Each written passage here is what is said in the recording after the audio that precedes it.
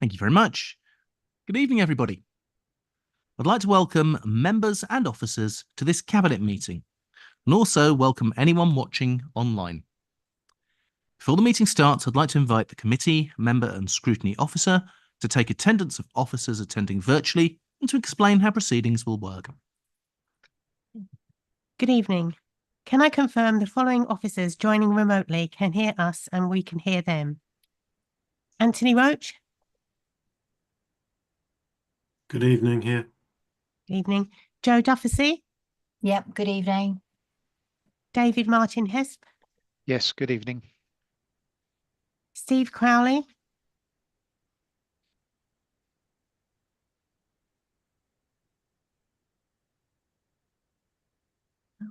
Go back. Phil Doggett. Yes, present.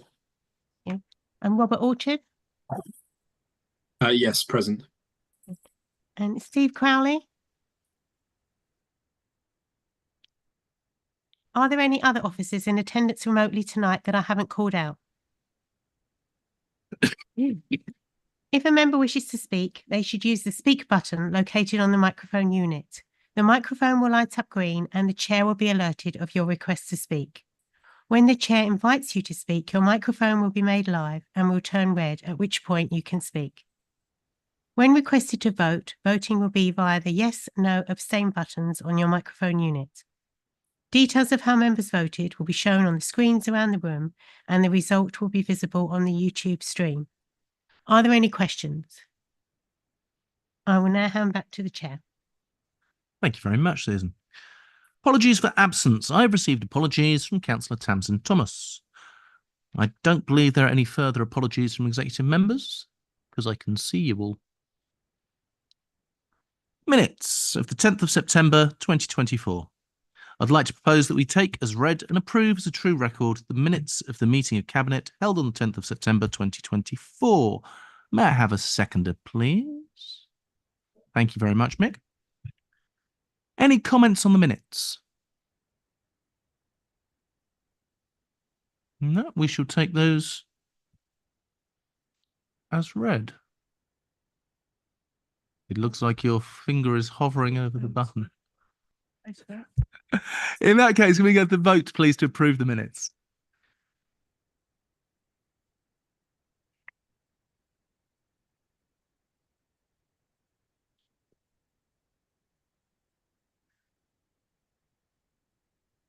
Chair, that motion is carried. Thank you very much. Notification of other business. There has been no business notified. Chair's announcements. In accordance with council policy, this meeting is being recorded. The recordings will be available both on the council's YouTube channel as well as on the council's ModGov site, alongside the documents from this meeting. Members are reminded that this council has declared both a climate emergency and an ecological emergency. These are serious decisions and mean that, as this is an emergency, all of us, officers and members, have that in mind as we carry out our various roles and tasks for the benefit of our district. More details are included on the agenda front sheet. Members are reminded to make declarations of interest before an item. The detailed reminder about this and speaking rights is set out under the Chair's announcements on the agenda. And for the purpose of clarification, 4.8.23a of the Constitution does not apply to this meeting. Therefore, a member may leave the room during the debate and consideration of that item and be able to vote. However, please be mindful of the business of the agenda and, wherever possible, leave at an appropriate point in the proceedings. Item 5 is public participation. We have no public participation this evening. Item 6 is items referred from other committees, which takes us to 6A, the Overview and Scrutiny Committee, Museum Storage Options Appraisal. This will be considered with item 7. Item 7. The Museum Options Storage Review. This is a referral from Overview and Scrutiny, so may I invite Councillor Matt Barnes as the Chair of Overview and Scrutiny to present the referral on this item, please. Thank you, Chair. So we consider this at length. I've got quite a detailed response, so get comfortable. So we've thanked officers and Councillor Thomas for presenting the report, as well as a preceding report on enterprise and arts portfolio, which was very well received. They were widely praised for the detail and clarity in both the reports. So again, thank you for that. Unfortunately, Councillor Thomas not here, but I would like to pass that on. In terms of discussion, we started by clarifying a couple of the points, which led to the revised recommendations that you see in the referral. So namely, those were to recommend the use of £30,000 towards option D, not the 4 million, but of the 4 million. And that was towards the warehouse proposal, not the Ash construction option that's listed in there as well. And also to recommend to approve £20,000 towards option E, again, of the 4 million, not the full 4 million. We also took a vote later on the option C, F and H separately, even though they were all eventually approved. Come back to that later. But just to summarise the view of the committee on each of the options. So option A, the committee agreed that to do nothing is not viable. We heard the risks associated with loss of accreditation, staff retention, reputational damage, grant funding, and footfall from exhibitions. Option B, in the absence of a long-term solution, is necessary, but it's not sufficient. Option C, committee was in favour of continuing to explore that, although some doubts about the wisdom of investing capital into Unit C at Letchworth, maybe looking at some of the other options within the estate that could be reused. Option D supported further work to develop the plans of the business case, also recognising that it's necessary to do so in order to secure any grant application that may be forthcoming, and that this does also open up the option for using the warehouse that's built for future sale or letting as well. Option E was supported, but only on the basis of a suitable property coming forward. And the primary benefit might be to come from economies of scale from a larger kind of third-party warehouse development and taking advantage of that. Option F did receive support, but it was fairly lukewarm support on the basis of the lack of permanence and exposure to future rent increases and things like that. Option G, we did agree to discount. There was some discussion about the warehouse units in Royston being similar to what was desired, but the long leases on those kind of preclude that. And option H was probably the most popular one, or it was the most popular one. It was roundly supported, although it's at an earlier stage, and there was some concern about the higher cost presented associated with it as well. But the committee was very attracted by the economies of scale that it potentially offers and the potential cost sharing and also outreach benefit of that. So I would really press officers and cabinet to look at that option more closely, either with Letchworth Garden City Heritage Foundation or other potential partners who might part fund the project. And that includes outside the district as well. That was the only option that received unanimous support when we voted on the options. So just to recap, that one got unanimous support. Option D was the next most strongly supported. C and E, again, got support. F was fairly lukewarm, and we discounted the other options as I've described. And we also endorsed a proposal to get grant funding towards the cost of any of the proposals, which might reduce the capital spend. And I also just wanted to add finally, again, thanks to Councillor Thomas and the officers for their performance within the session. They were very well prepared, provided very clear answers, and I think set an excellent example for how to engage with scrutiny. So I just wanted to put that on record. Thank you. Thank you very much, Councillor Barnes. I appreciate that. Are there any questions for Councillor Barnes?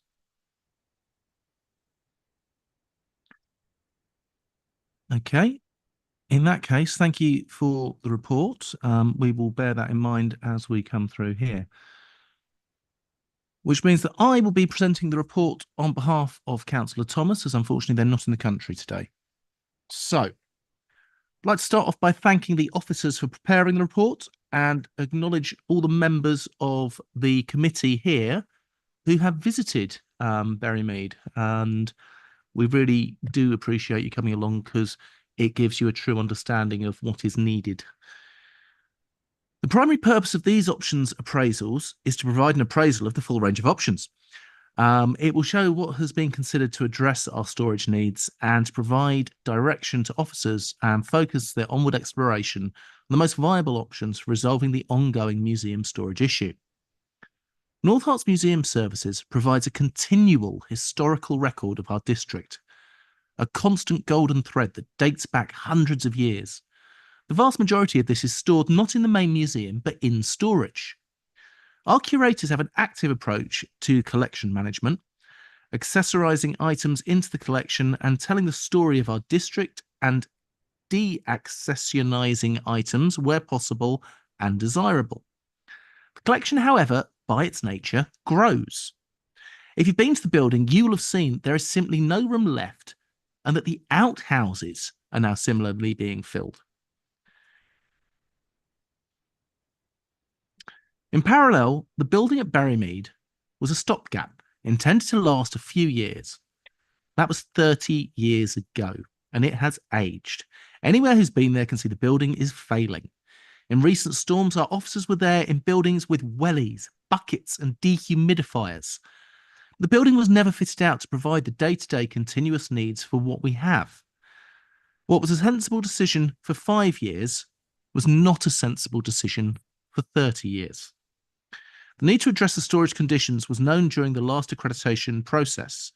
Accreditation is important for a number of reasons. Chief amongst them is it enables us to host visiting exhibitions. It's the main driver of our footfall.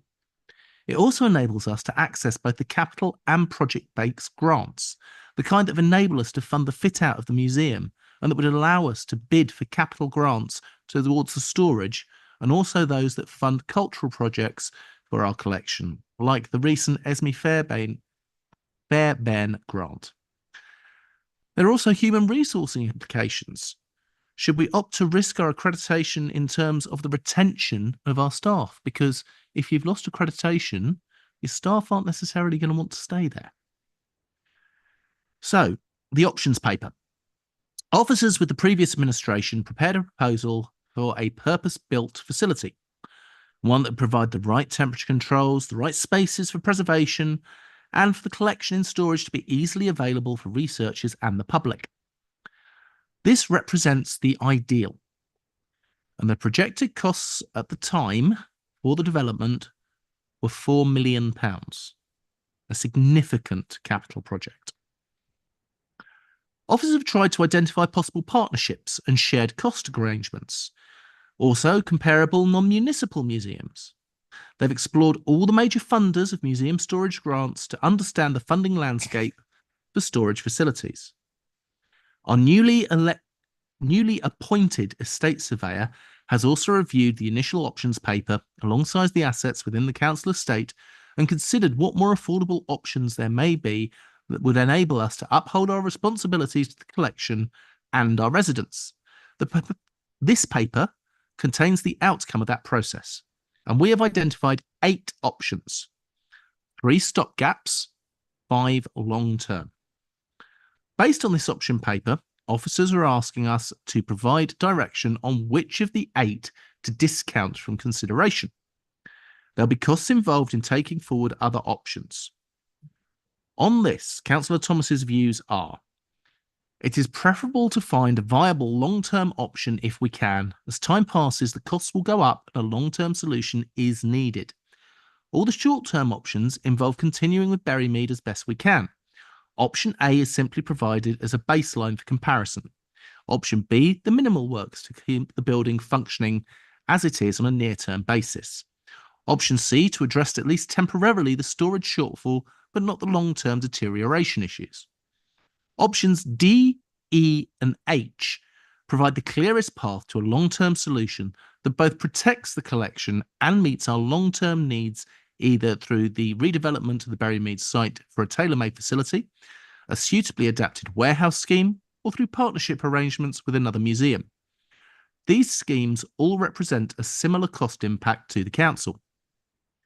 Option G, an alternative council-owned premises involving a review of the existing council estate to see if hypothetically there were any building that we could house a collection, was done and there were no suitable options identified.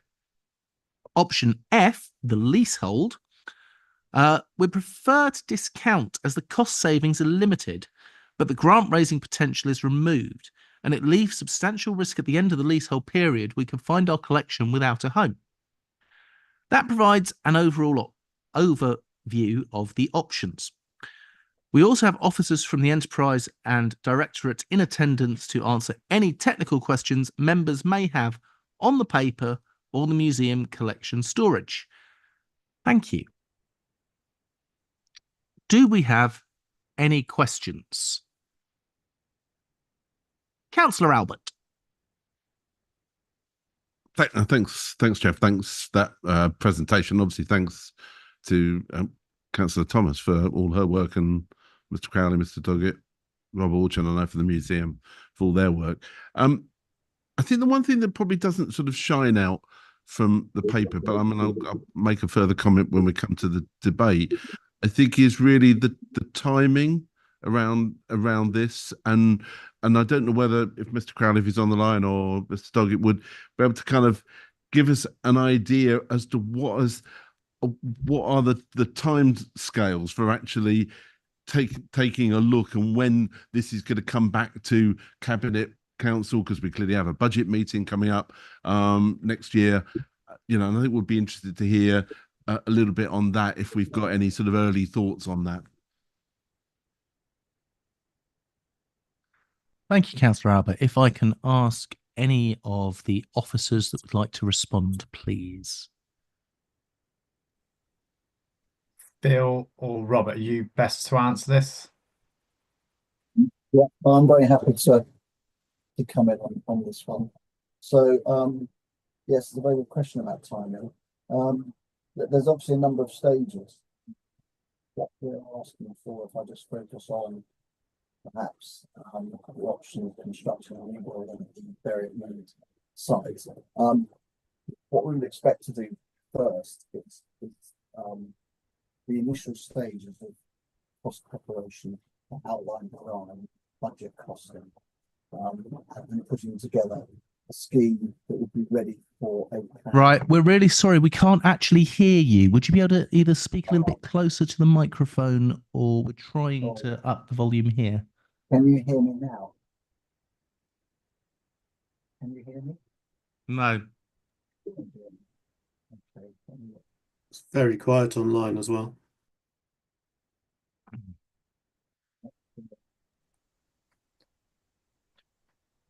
Phil, do you have just a rough time frame that we're looking in? Are we looking roughly 3 to 6 months overall? I would say within 6 months we should be able to come back with some more detailed costing and planning and direction of travel. Yes.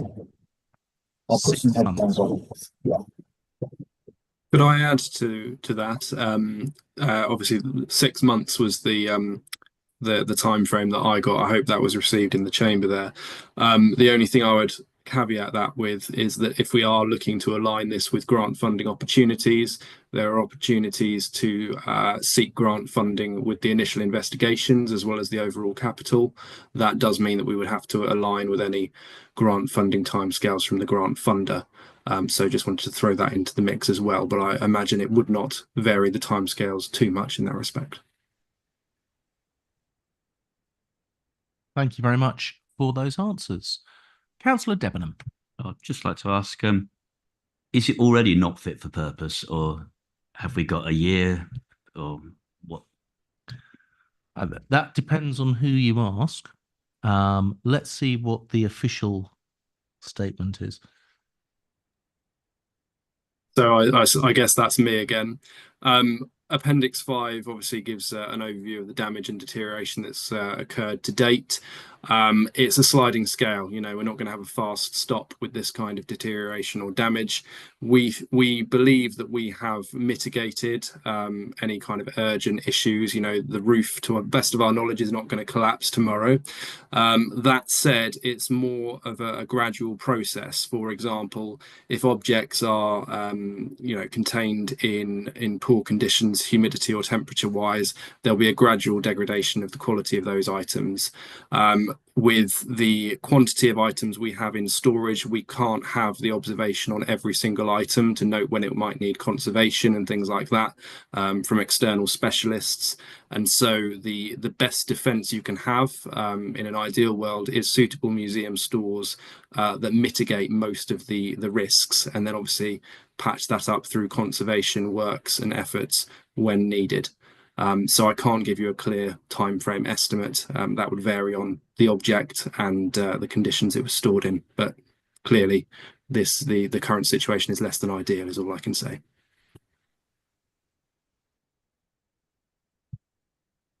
So much more polite than I'd have put it. Any further questions at the moment? No. Okay, thank you ever so much. In that case, Recommendation is that Cabinet notes the current projected costs, advantages and disadvantages of each option. Approves use of £30,000 of the allocated 4 million budget in the current capital programme for this project to develop more detail on the costs of option D, the warehouse proposal, and to acquire the necessary details for a planning application to be made. 2.3, approve the use of £20,000 of the allocated 4 million budget in the current capital programme for this project to develop more details on the costs of option E, which is purchasing of a long freehold building, new or existing, should a suitable property become available. 2.4, consider and give approval for officers to apply for grant funding towards the investigations mentioned in 2.2 and 2.3 and recognise the need to align investigations with grant funding timetables in this instance. 2.5, resolve to discover option... Sorry, let me repeat that. 2.5, resolve to discount options A, B and G and recommend that they are no longer developed or explored further.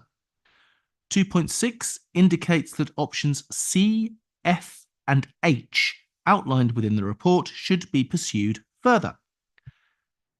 Can I have a proposer, please?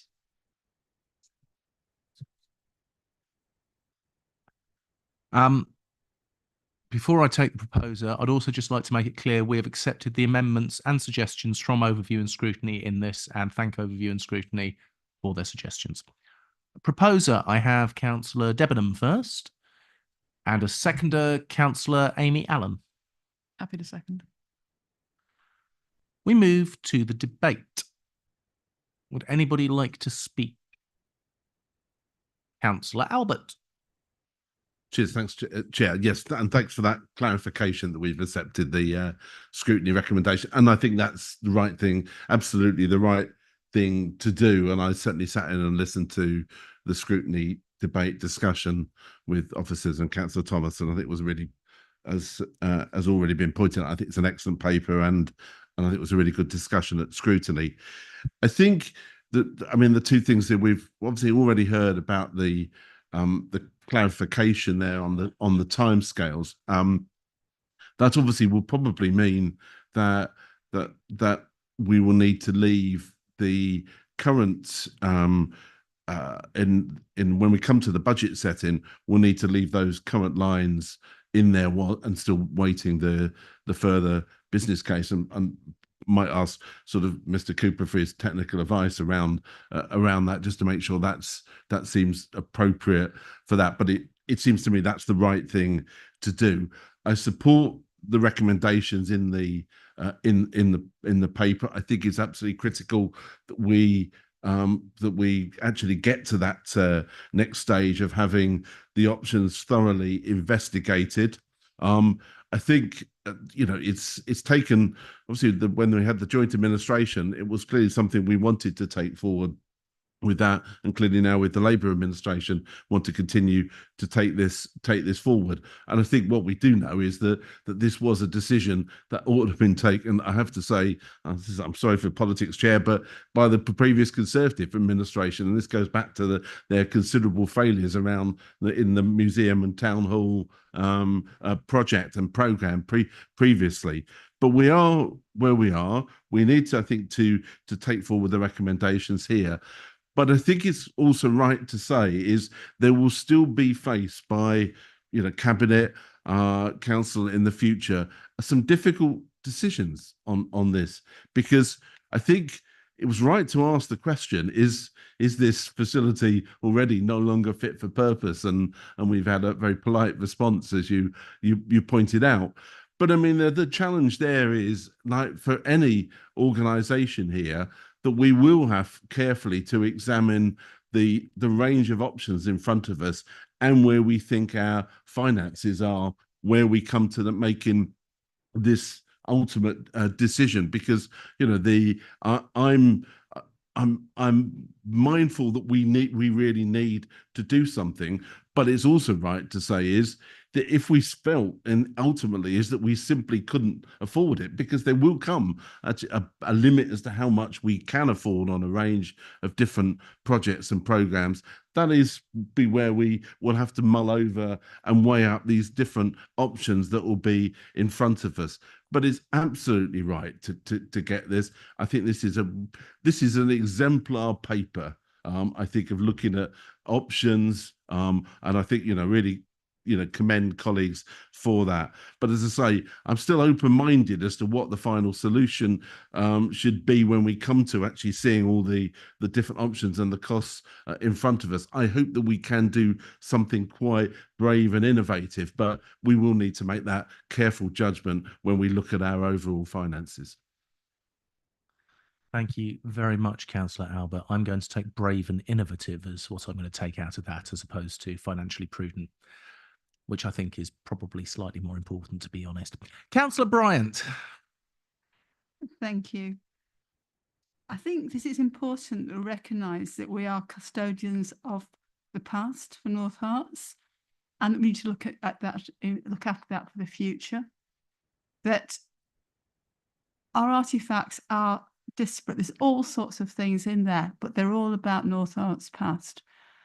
Just to give you an example, we are actually contributing to scientific knowledge at the moment, where AI is being used to identify diseases in the past using bones from the Bronze Age and Iron Age from Baldock.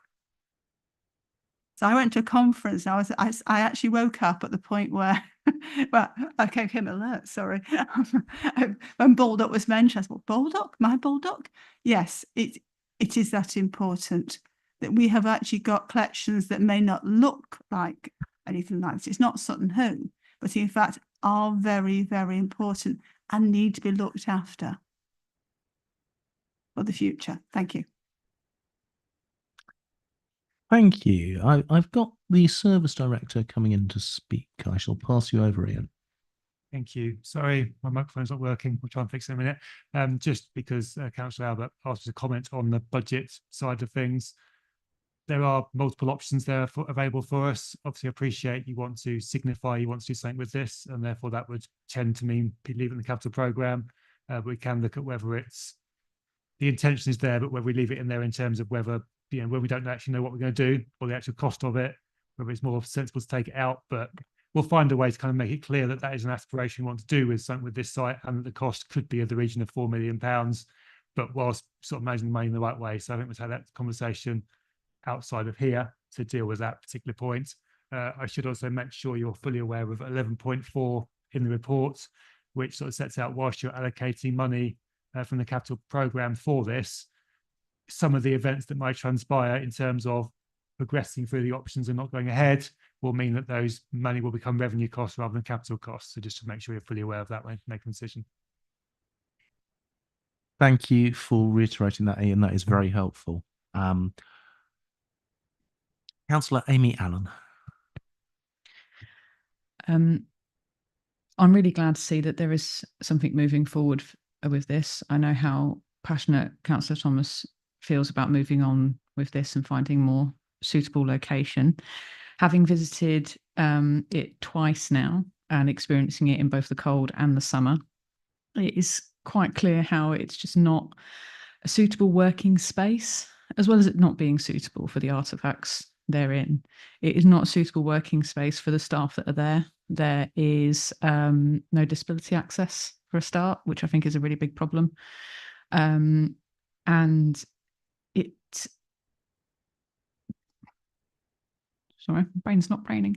The general environment of it, of working in it, is not conducive to a nice place to be. Even though everyone who is working there is very passionate about what they do, is very incredibly knowledgeable about what they do. They're really, really inspiring. Everyone's doing their absolute best with what they've got. And I just think about how much more could be accomplished, how much more could they do if they had a better working environment and it was a suitable environment for the items that are there.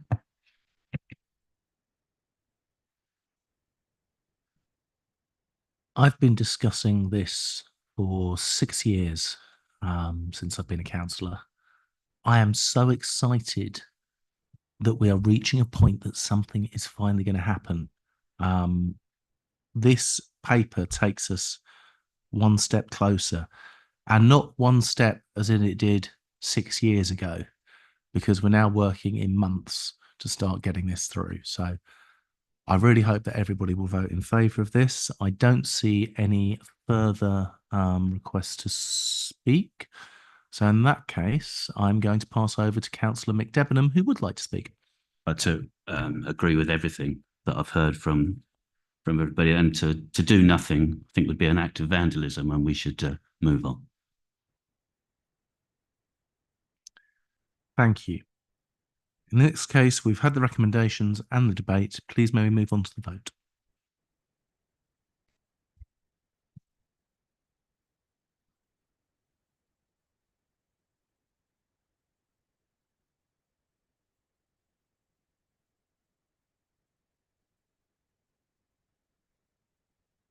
Chair, that motion is carried.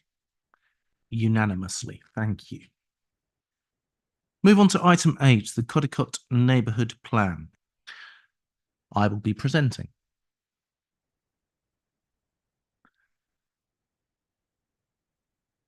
Neighbourhood planning was introduced by the Localism Act 2011, giving local communities powers to shape how their communities develop. Neighbourhood plans are set out planning policies for their neighbourhood area.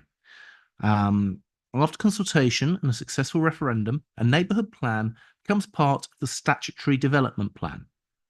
The Codicot Neighbourhood Plan area was designated by the council in June of 2014. Since then, the parish council have held a number of consultation events and have now submitted their neighbourhood plan and accompanying documentation for formal consultation. North Herts Council must publish the documents for public consultation before the plan is submitted for examination. Consultations will be undertaken with statutory consultees, local community groups, developers and landowners. We will work with the parish council to advertise their consultation in the parish. Consultations will take place over a 7-week period in December and January, allowing time for Christmas and the New Year bank holidays. For most neighbourhood plans, we've reached this stage previously. The Service Director has delegated authority to authorise the consultation. This is a key decision which needs to be made by Cabinet because the area covered by Codicot Parish includes 2 district wards, Codicot and Kympton and Nebworth. So that is why it is being brought to us to approve. Any questions? Councillor Albert. Just this must probably a stupid question, and it may be my complete failure to read the papers properly. But if this is the Codicot and Kympton and Nebworth wards covered, why are we calling it the Codicot Neighbourhood Plan public consultation and not the Codicot and Kympton and Nebworth, or the Codicot and Nebworth public consultation? I will pass over to have the correct and polite answer. The neighbourhood plan is for Codicot Parish. It's a constitutional wrinkle that because the parish lapses into more than one boundary, we have to bring it here. So it is the Codicot neighbourhood plan for Codicot Parish, but it's the parish is in 2 wards rather than it's covering the wards, if that makes sense.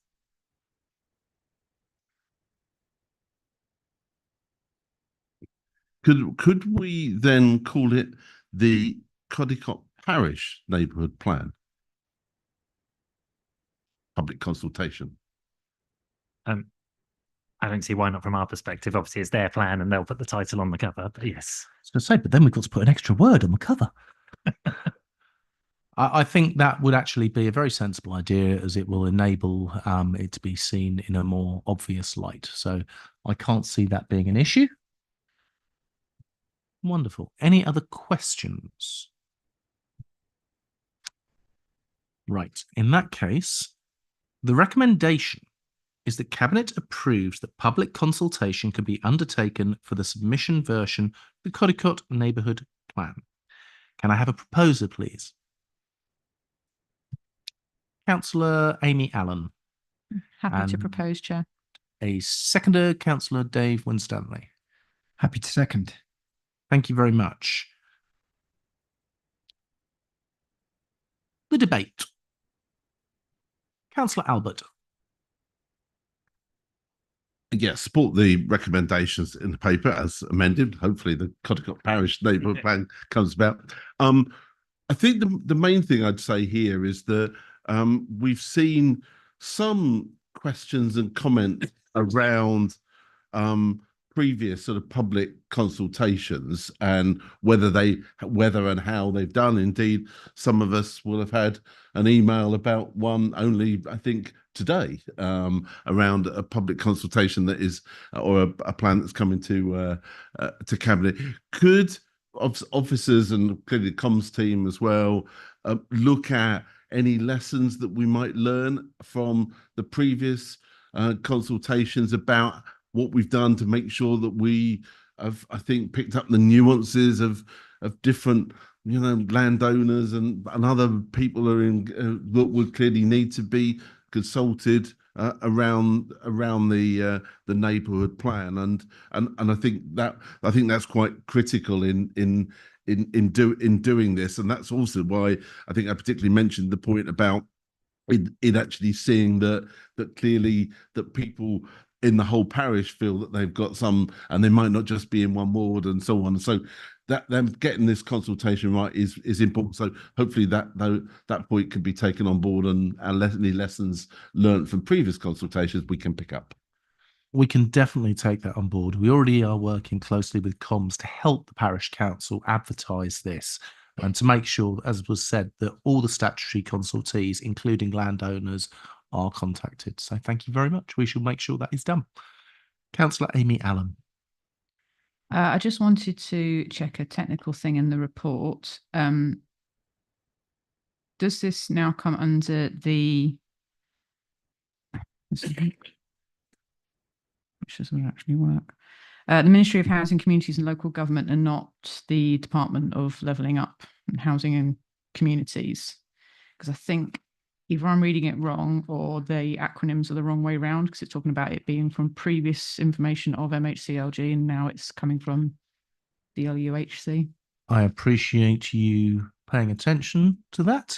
That is completely correct, Councillor Allen, and we will update that wording. Thank you.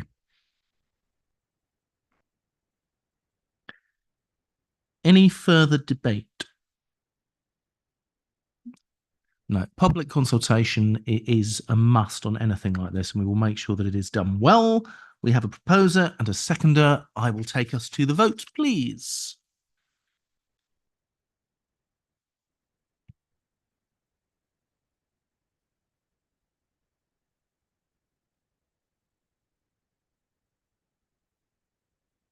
Chair, that motion is carried. Thank you very much. Item 9. Land northeast of Great Ashby, known as GA2 in the Strategic Master Planning Framework. I will be presenting. This report seeks Cabinet's support to refer the master plan for land northeast of Great Ashby to full council for adoption as a material planning consideration. Land to the northeast of Great Ashby is identified as Site GA2 in the Council's adopted local plan for development of approximately 600 homes and supporting infrastructure. This has been approved in the local plan, and this development will be happening.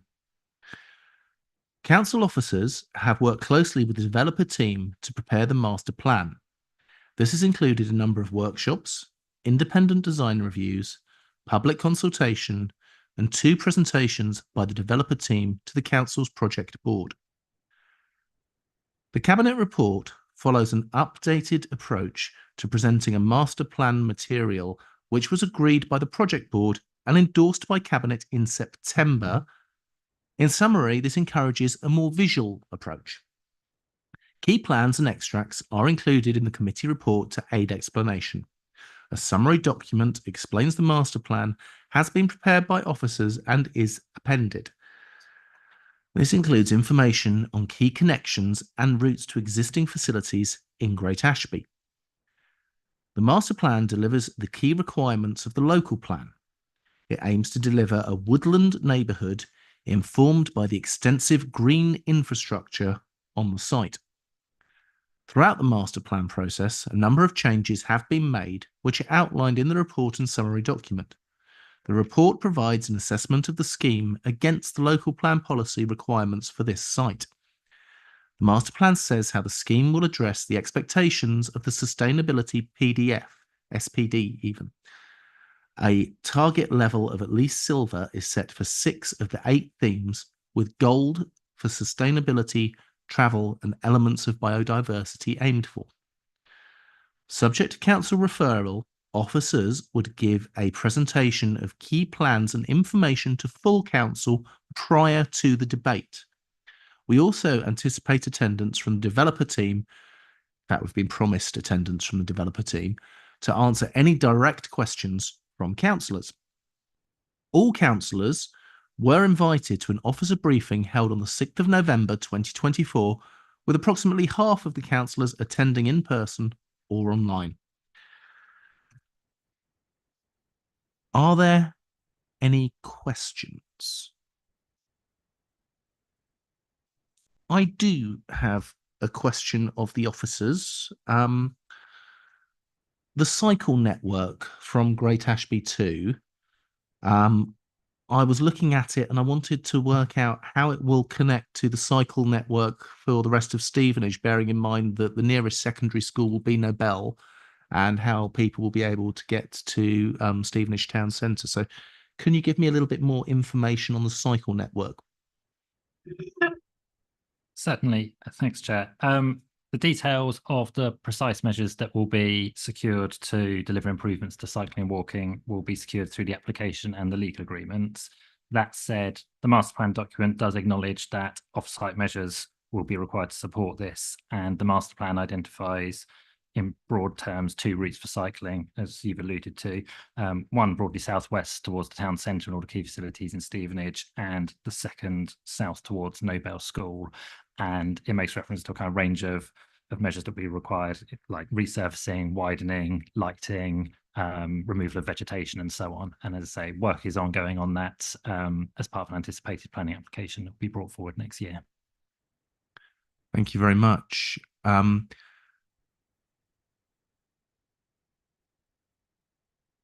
think that's all I want to ask at the moment. I'm sure I'll have more questions when it comes to full council if approved. Councillor Amy Allen.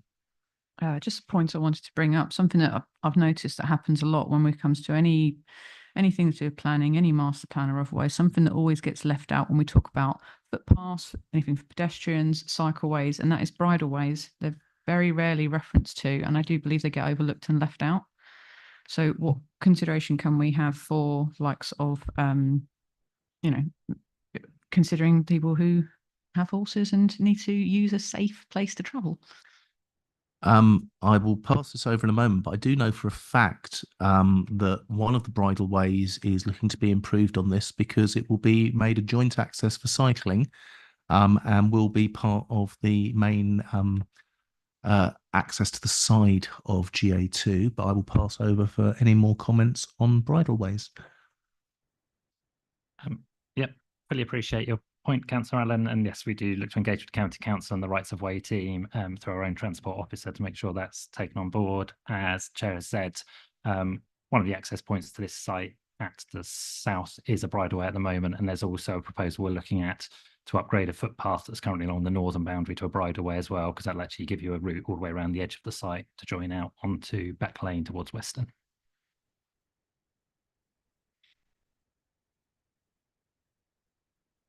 There you go.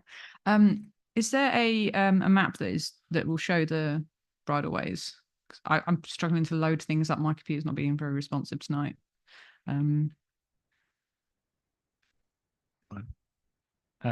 Yes, there is within the master plan. There's a it's called a leisure routes framework plan, which basically includes the footpaths and the bridleway. So that's both in the summary document that we've prepared and also in the master plan itself. I've got the individual documents open rather than the agenda pack, so I can't give you a page. Yeah. So that would cover in the briefing. So yeah, there is a rights of way plan that's specifically in the master plan document. But I do get asked. Someone who hasn't ridden a horse for a long time, I would actually quite like to do that. Councillor Ian Albert. Cheers, thanks, Chair. Question for Nigel. I'm conscious that tomorrow the County Council Sustainable Growth Panel is looking at a range of developer-related documents and also about how they work with local authorities, and particularly master plans are mentioned, because I think I did a word count that's on 62 occasions in the document. Have we had a look at any of those published documents to ensure that actually what we've got here in the master plan, and I appreciate this master plan comes before the county council documents that have been published and are going to be agreed in really fairly shortly, I suspect. But we obviously want to make sure that those things do actually work together as seamlessly as possible. So I didn't know whether you'd had a chance yet. There's a lot of pages in them, I have to say. There's about 300 odd pages. But whether you were aware of them and are going to sort of look at those just to make sure that we've missed nothing or there's nothing new there that we might need to take into account. Not specifically, no, I haven't, but county council officers have been part of the master plan team working alongside us. So we've had advice from highways, from Greater Infrastructure and Services. So they've obviously advised us of their kind of key policies and requirements, but we can certainly check that ahead of the full council meeting, subject to you voting favourably tonight to make sure that we've got everything. Sure, it'd be very helpful to know how the county council want to put aside school sites for 15 years at a time. Any further questions? No. In that case, it is that Cabinet recommends to full council that the strategic master plan framework for the land northeast of Great Ashby, local plan site GA2 attached at Appendix A, is approved and adopted as a material planning consideration for relevant planning decisions relating to the site. May I have a proposer, please? Councillor Amy Allen. May I have a seconder, please? Councillor Mick Debenham. We move on to the debate. As I said at the beginning, this is already in our local plan. This development is going to happen. Master planning means that we get the best option for our residents in the development. And I think this has been put together really well as master plans go, having seen quite a few of them now. I understand the worries that residents have, but if we don't go forward with the master plan, they lose all control. That's my statement on it. Councillor Winstanley. Yeah, I think you've said what I was going to try and say better than I will be able to say it. So, yeah, I agree. The briefing sessions that we had, thank you very much for those. It really made it very clear the scope and the purpose of a master plan and how the actual details will be, the actual details of the sites will come out and be decided on at later stages. And that isn't within the master plan framework, but it was really, really useful to have that sort of highlighted, and yeah, very, very useful. Thank you. Thank you. Councillor Debenham. Thanks, Chair. I agree with everything that's been said. I think it's an excellent master plan, and I think we should be defending the master plan process and not allowing anarchy to take hold of planning.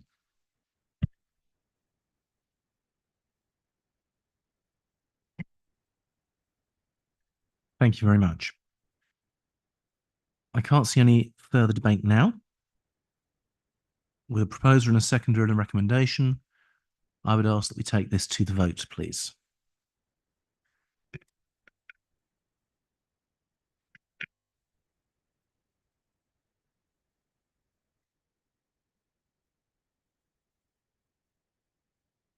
Chair, that motion is carried. Thank you.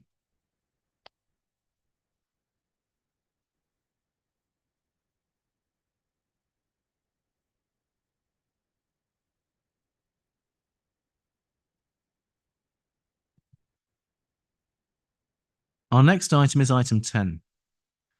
North Stevenage Strategic Master Plan Framework. I am presenting. This report seeks Cabinet support to refer the master plan for the North of Stevenage site back to full council for reconsideration. Full council considered a master plan for this site in July. Following debate, council resolved not to adopt. A number of issues were raised in questions and debate. Full council requested further consideration by officers and the project team. This report provides an update on those issues. It clarifies a number of matters and highlights changes that have been made to the master plan document. As with the previous item, more visual material has been included in the report and a summary has been prepared and circulated. The report clarifies the access arrangements into the site and with the adjoining development being built in Stevenage, that cars will be able to circulate within and between the two schemes using the access points from North Road and an internal connection at the east of the site. The relationship between the social and community infrastructure being provided across the two schemes. That all parts of the NS1 site are within a 20-minute walk of the planned school and shops on the Stevenage site.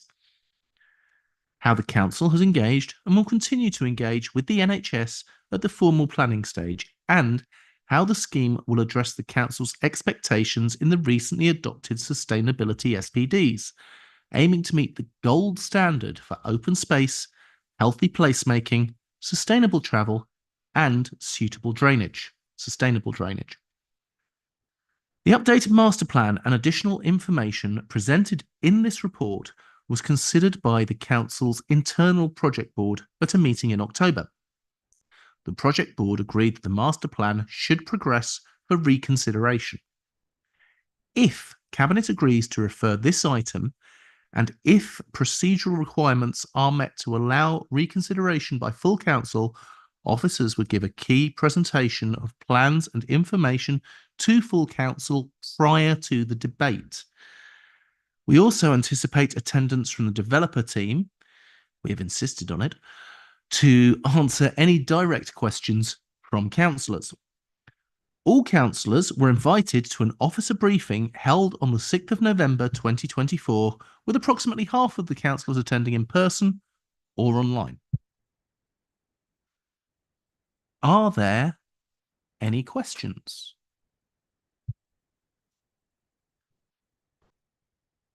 Councillor Bryant. Thank you, Chair. Can I just ask two questions that came up at the master planning training? First of all, the primary schools are very close together. Is there, could Nigel please comment on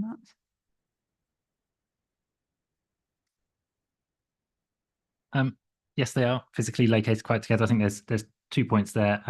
One, the county council have been very clear in their view that ultimately the two primary schools will be required. And secondly, we seek to provide schools essentially on the sort of the flattest parts of the site and the most accessible. So that's why the primary school is located where it is within the NS1 master plan. Chair. A second question was about potential land grab by Herts County Council in the future. Any steps to mitigate that?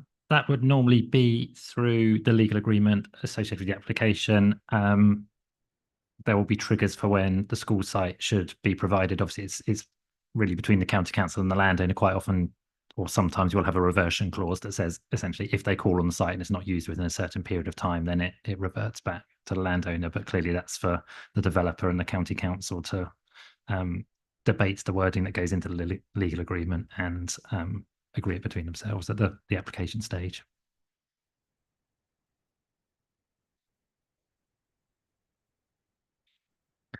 It's more direct than I went. Any further questions of officers on the North of Stevenage Strategic Master Plan framework?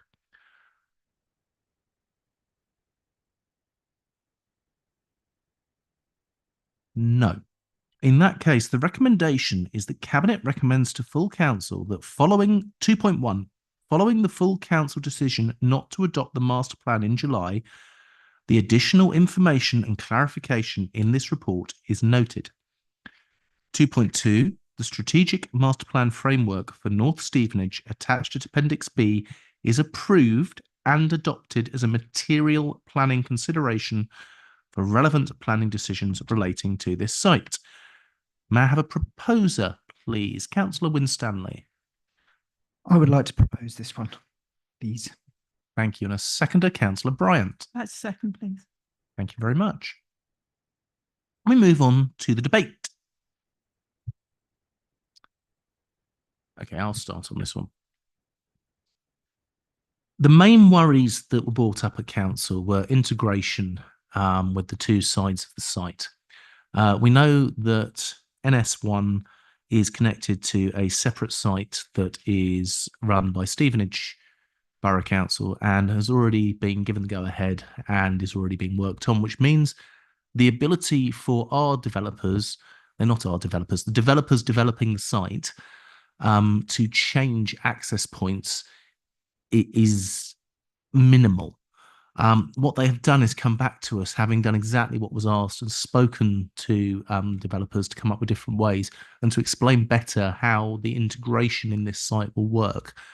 I think it will make a huge difference having them there in person at this meeting to explain what difference this master plan will make. As far as the number of cars using the site and further access out of the site onto motorways, no matter how you master plan this site, access onto motorways will always be difficult. And one of the main parts of highways jobs now is to encourage us to walk and cycle, which is why there are access to most of the school and shop points within 20 minutes within the site of walking. We need to make sure that we bear in mind for the future that cars are not going to be the primary way of getting around, even if they are now. Would anybody else like to speak on this? Councillor Winstanley. I'll have another go. Yeah. Again, I just want to say thank you. I think this is an excellent plan, this one. Thanks again for the briefings. Really useful. I like the sort of, I don't know what the word is, but the sort of spread of the plan that, you know, where you've got almost the two different communities within it. I like the spread of the affordable housing, or the potential spread of the affordable housing within those two sites. Yeah, excellent plan. Happy to support it. Thank you. Councillor Bryant. Thank you, Chair. I will support what Councillor Stanley just said, because I was impressed by the thought given to the phasing, particularly that there'll be green spaces in every phase and 40% social housing in every phase. Thank you. Thank you. That's a really good point. Having the affordable housing built through each phase does make a huge difference and does include it within the site all the way through rather than having a separated area. So thank you for pointing that out, Councillor Bryant. It is a really good point. I don't see anyone else looking to speak. We have had the debate and the motions, a proposer and a seconder. So we will take this, please, to the vote.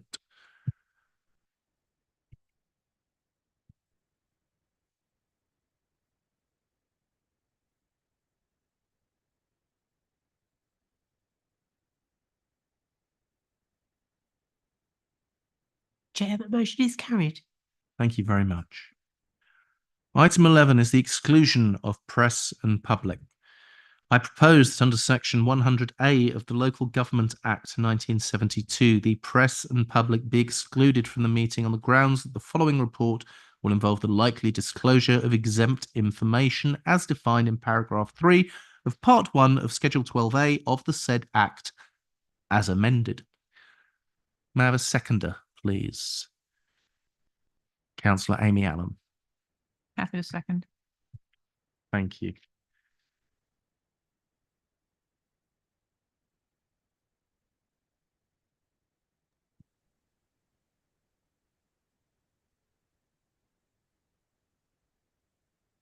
We need to vote on that. So if we can go to the vote, please.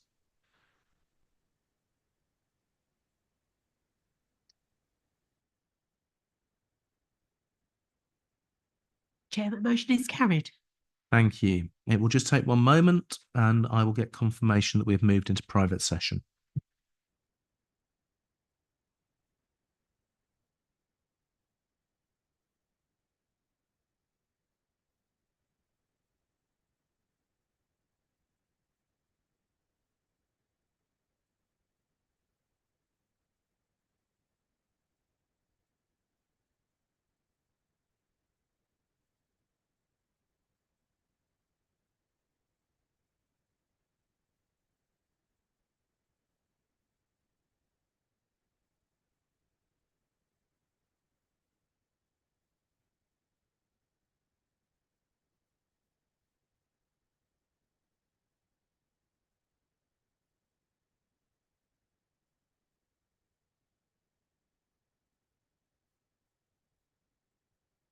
You have to go and join it.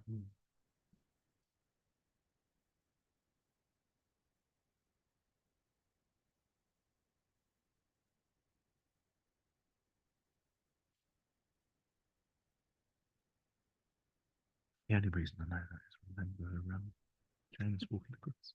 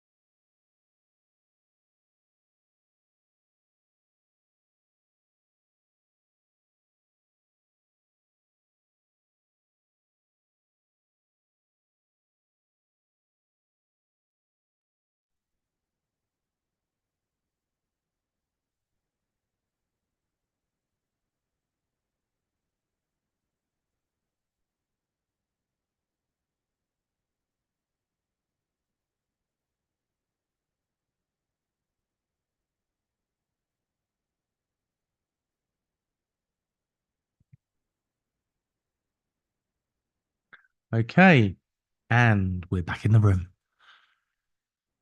Item 13, the extension of the partnership agreement between Careline and Hertfordshire County Council, Part 1. Councillor Val Bryant to present the report. Thank you, Chair. This proposal seeks Cabinet approval to extend the partnership agreement between Herts Careline and Hertfordshire County Council, HCC, for a period of 5 years from the 1st of April 2026, 31st of March 2031. This will be via a continued delegation of services from HCC to North Herts Council. Careline is providing telecare services to HCC since 2014 and is currently in a 5-year agreement due to end on the 31st of March 2026. The current arrangement works well for both parties. They work collaboratively to continually develop and enhance the service offerings to practically promote independence and well-being for residents of Hertfordshire. Thank you very much. Are there any questions to Councillor Bryant? No. In that case, the recommendation is that Cabinet approve the extension of the agreement between Herts Careline and Herts County Council for a period of 5 years to run from the 1st of April 26 to the 31st of March 31. This contract will be delivered by way of delegation from Herts County Council to North Hertfordshire Council. That the operational contractual agreements and final sign-off of the agreement are delegated to the Service Director Customers in consultation with the Executive Member for Community and Partnerships. In fact, I'm going to propose this one from the Chair. May I have a seconder, please? Councillor Amy Allen to second. The debate. Councillor Winstanley. Yeah, I just want to say, yeah, fantastic services of Careline. It's a real gem, and it's invaluable to the users of it. Long may it continue. Thank you. When it comes to Careline, it is the absolute jewel in the crown of North Herts Council. We are so lucky to have it, and we are really honoured to be able to support the people that it does. One of the best ways to see how important Careline is to people is when you have a look at our staff awards and the number of people that write in and thank members of staff and propose that they get awards for the work that they do supporting their loved ones and supporting the individuals themselves. Careline absolutely works. It's brilliant, and I am so proud that we're going to be extending this for 5 years. So, does anybody else wish to speak? Councillor Albert. Yeah, thanks, Chair. And just to endorse all those points that colleagues have made. And I think what really highlights for me, I think, in the report is at 7.1, where it talks about that the service handles 1,500 calls per day. I mean, I think you just think about that and about the kind of the needs and the services that offers the particularly difficult circumstances some of those people making their calls or their relatives are making, and you can see how important this service is for the residents of North Herts and more particularly of Hertfordshire there. So absolutely commend this, and I think it's a great example of how local authorities can work together to provide services. So support the recommendations in the paper. Thank you very much. And can I also just take a moment to thank the officers for their work in making this happen? We really do appreciate it. We have recommendations. We have a proposer and a seconder. We've had debate. May I move on to the vote, please?